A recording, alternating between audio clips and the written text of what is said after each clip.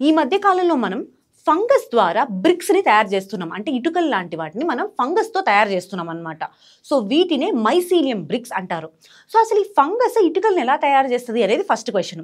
ఎలా తయారు చేస్తది అంటే ఫంగస్ గ్రో అవుతున్నటువంటి స్టేజ్‌లో ఒక రూట్స్ లాంటి వాటితో గ్రో అవుతూ ఉంటుందన్నమాట. రూట్స్ అండ్ ఫిలమెంట్స్ అంటారు.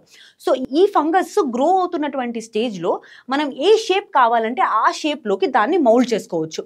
సో అప్పుడు మనకి బ్రిక్ కావాలంటే బ్రిక్‌గా, స్టార్ షేప్ కావాలనుకుంటే స్టార్ షేప్‌గా ఏ షేప్‌లో అయినా సరే ఈ ఫంగస్‌ని మనం మౌల్డ్ చేసుకునే అవకాశం ఉంటుంది. సో దానివల్ల బ్రిక్స్ ఫార్మ్ అవుతాయి.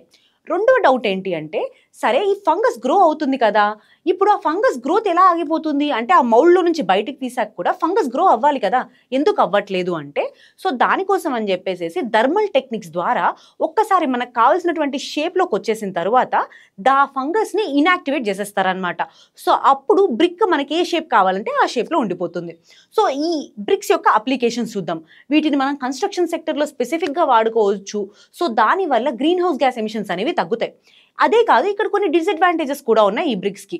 మనం సిమెంట్ వాటితో గానీ ట్రెడిషనల్ బ్రిక్స్‌తో కంపేర్ చేసుకుంటే ఈ బ్రిక్స్ చాలా లైట్‌గా ఉంటాయి. అండ్ దాంతో పాటు తొందరగా విరిగిపోయేటటువంటి అవకాశం కూడా ఉంటుంది.